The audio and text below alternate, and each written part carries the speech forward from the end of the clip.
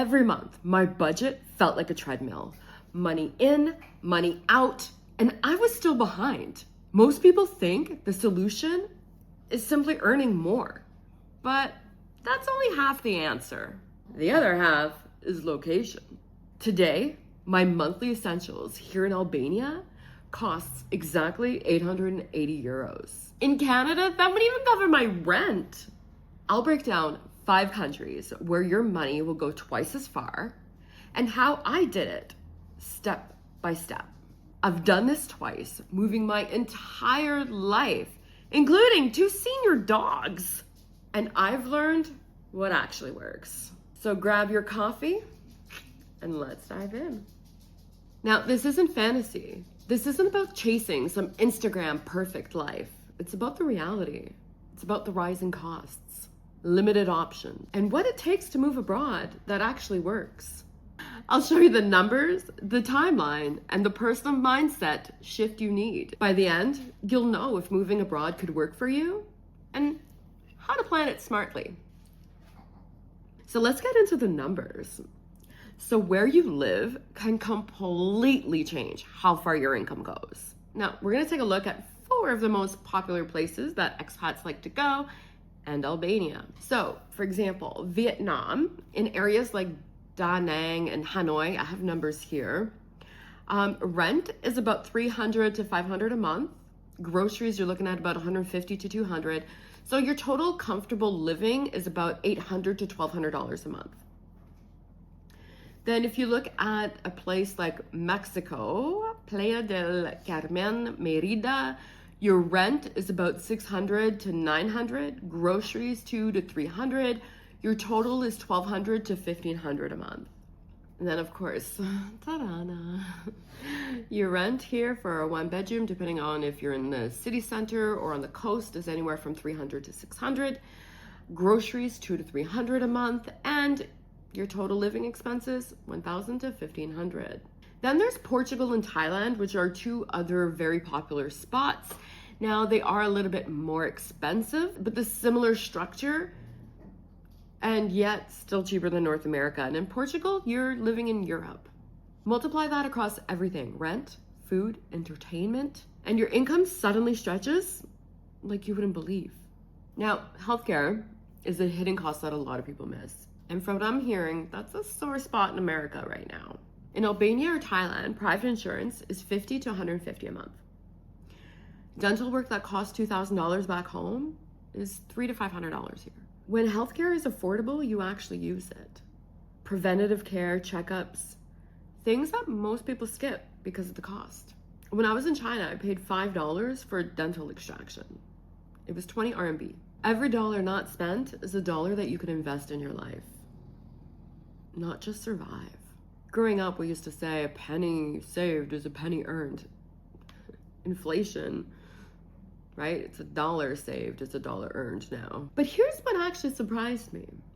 The mental shift actually mattered more than the financial benefit. Leaving constant stress behind, slowing down, and regaining perspective really rewires your brain.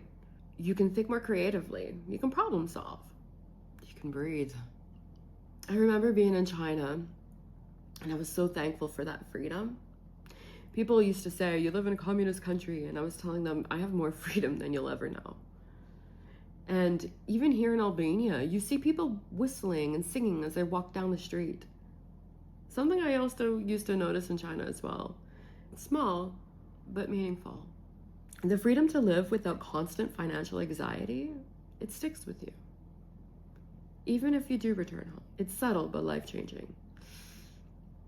And just to forewarn you, it makes it really hard to go back home. Once you have a taste of it, it's really hard to go back. Now here's a reality check. Moving abroad isn't perfect, okay? It has its challenges, which we've covered in other videos. The bureaucracy can be slow and frustrating.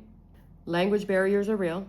Culture shock can hit hard. Homesickness and missing family does happen. Things don't run on schedules. Even for Summer, a few weeks ago, as much as she loves it here, she was saying how frustrating she is and part of her wants to go back home. Because inside you have that familiarity that you're used to, and when you're stripped away from that, It's scary. If you leave home expecting paradise, you'll be disappointed. If you expect growth and adaptability, it will be transformative. The key is flexibility and patience. You're not escaping life. You're just choosing where to live it smarter. So here's what worked for me, my 4-step framework that helped me move in 90 days. All right, so what do you actually do with this information? So step 1, figure out your income situation first. Without income, what's your plan? Whatever country you're deciding on going to, they don't need you. Remember that. So make sure that you have an income before you go there. Whether it's online, whether you're working for yourself, make sure you have income set up.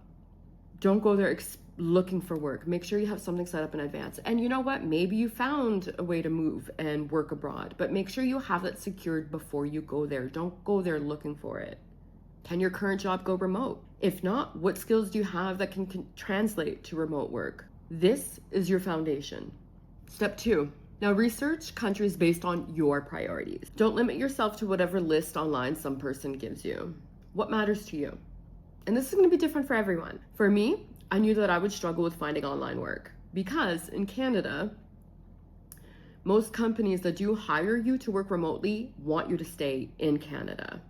So I needed a country where I could work there. That was my number 1 criteria. If you're retired, you're going to want to look at visa requirements and annual income minimums. Many countries have specific requirements for these visas. That will also dictate on what countries are available to you. If you're able to work online, maybe countries that offer digital nomad visas appeal to you more. Places like Portugal, Mexico, and Thailand have programs for remote workers. If you have a bachelor's degree, you're going to have more options available to you than somebody who doesn't. So if you don't have one, you're going to need to find countries that don't have that specific requirement for a work visa. So for some people, it's the visa process itself. As a Canadian, I can live in Georgia for up to a year without having to worry about applying for a visa. So Georgia was definitely on my radar. Once you have your shortlist, then calculate your magic number, your actual monthly essentials, what the average rent is there, groceries. You could actually Google, the city and then cost of living and get a ballpark of your magic number. For me here, it's 880 euros. For you, it'll be different based on where you are. So if our monthly expense if our monthly income falls below that, we're screwed. So you need to make sure that you're earning more than that. You have to be brutally honest about what you need. Step 3, join a Facebook expat group or Reddit group for that area. Ask people living there about their real experiences. What are the challenges? What surprised them? What do they wish they had known? Step 4, plan and execute. People think you need 6 to 12 months of planning to pull this off. I did it in 90 days. I decided when it came to the move to Albania, it was 90 days. We went from January 1st is when I started looking for work and saying, okay, putting this plan in action. We arrived here on March 31st. And then China, when we decided to go to China, it was not 90 days. We did it in 60. It was on Summer's birthday when she came home on January 29th. And I said, hey, how would you like to move to China? We landed on March 29th. So you don't need a lot of time to plan. You just need focus and execution. Now that won't be everybody's timeline, obviously, but it doesn't need to take forever. If you're actually serious about this, you can move faster than you think. I've done this twice now, and each time has taught me something different about what's possible when you step outside of the system that everybody tells you this is the way. If you start planning now, 2026 could be the year that you actually take control instead of letting the rising costs control you. So moving abroad changed my life, not magically, but it forced me to adapt, grow, and think differently about money and life. So if you want insider guides and resources I wish I had, make sure to check out my Patreon down below. So for more real talk, honesty, and the practical side of living abroad, hit subscribe and comment down below. Let me know what's your biggest question about living abroad. And I'll see you in the next video.